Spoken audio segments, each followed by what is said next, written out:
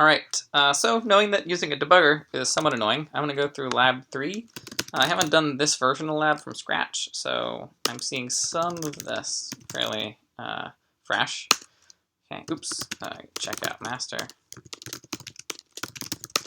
Okay, and so making sure I'm on my master branch, and I'm going to pull origin skeleton, or type skeleton master. Okay, uh-oh, a merge conflict. Okay, what do we got? Alright, it's pretty easy to fix. Oh no, another one. Okay. Anything else? No, alright.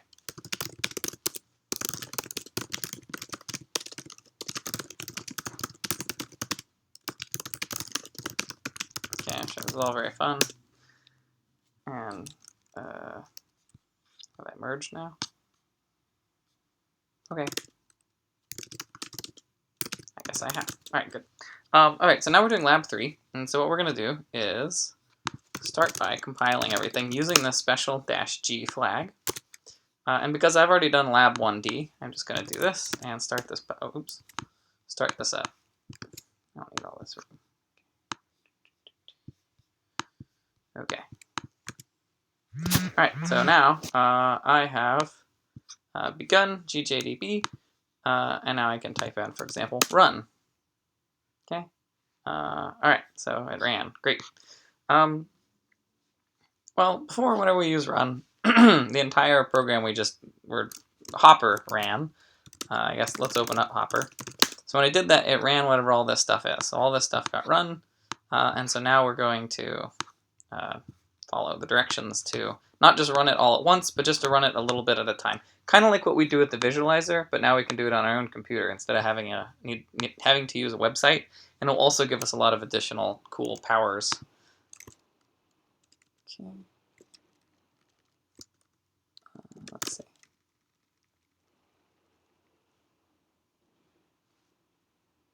There's a mysterious sound behind me. Okay. I will accept. I wonder if it was recorded. If you heard a weird watery sound, I don't even know what it is. Let me know. Okay, sorry. I got distracted by that sound. Okay. Well, I lost my window, but let's do this again. Okay, so we're going to learn about all these commands that will give us the most basic things we can do. Setting breakpoints, that is stopping the code at certain places, stepping, and then a couple of commands that will make more sense once we get down further. Okay, so we've already tried running, so what we're going to do now is I'm going to say break hopper.main, and now it sets a breakpoint. And in fact, if I type break, I can see the list of breakpoints. I think that's true. Let me try something. No, okay. Okay, so that's break. And so now if I type run, then it stops the code right here. So we'll see it's waiting. Now at this point, what we can do is we could say next to keep going.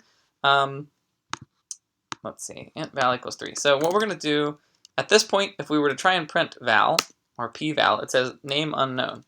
But if I type out next, this says, okay, execute this line. So we've now executed the line, and now if we print val, val appears. Now the syntax is a little funny, right? $1 equals 3.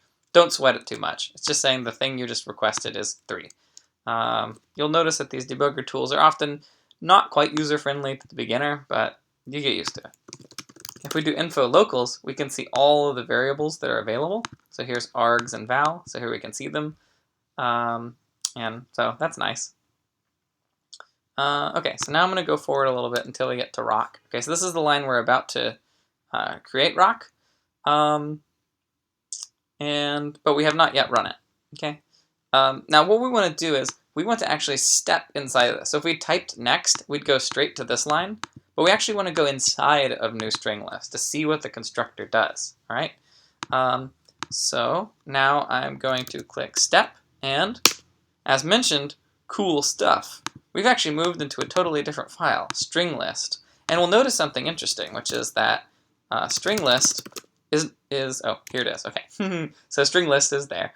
And so now we're inside of another file, and I guess we can do this if we want to see what we're doing. So this is string list. Okay, so now we're actually inside this other file. Let's see, I think it's where. Nope, that's the wrong one. One sec. So rather than having to open up files and see the context, there's actually a command called list, not mentioned in the tutorial because we don't want to overload you. But if you want, you can type out list and it'll show you where you are. Okay, so that's list. Okay, so now that we've stepped inside though, we are inside string list, and let's just step for a little while. Okay, so this is pretty fun. We're stepping along. We can do info locals. All right, we can print out F and we get this. Step forward one more. All right, oh, this is fun. We're switching back and forth. And now finally we can type finish because, well, you know what? We don't actually care too much about this. We stepped, but now we can finish and we go back up to where we were, namely this step right here. So that's nice. We're back on this line, or if we type list again, we see that we are now on this line of code. Okay. Now continuing along, what are we supposed to do next in the tutorial? All right. So what we can do, yeah, okay, so the next question is, what if we don't want to run all of this stuff line by line, clicking next over and over and over and over? And so then what we can do then is, do we have a particular line in question?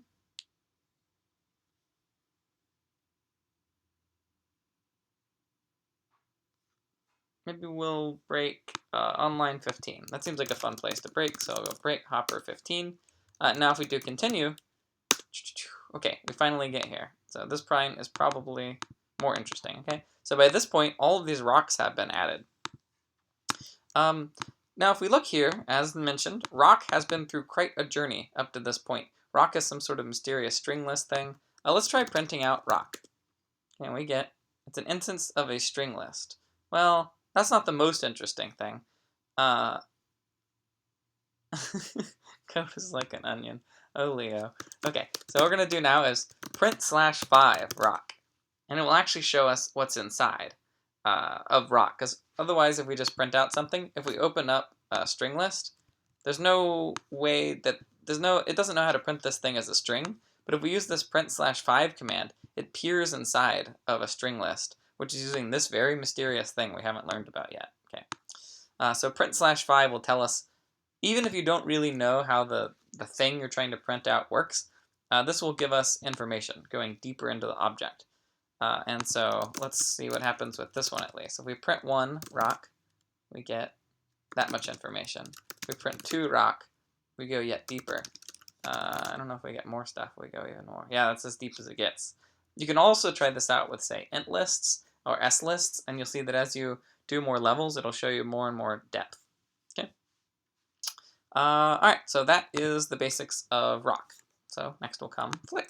So I'm going to exit this thing. So that's the basics. So now we're going to actually try and figure out what is wrong with a program, something called flick. Okay. So let's open up flick.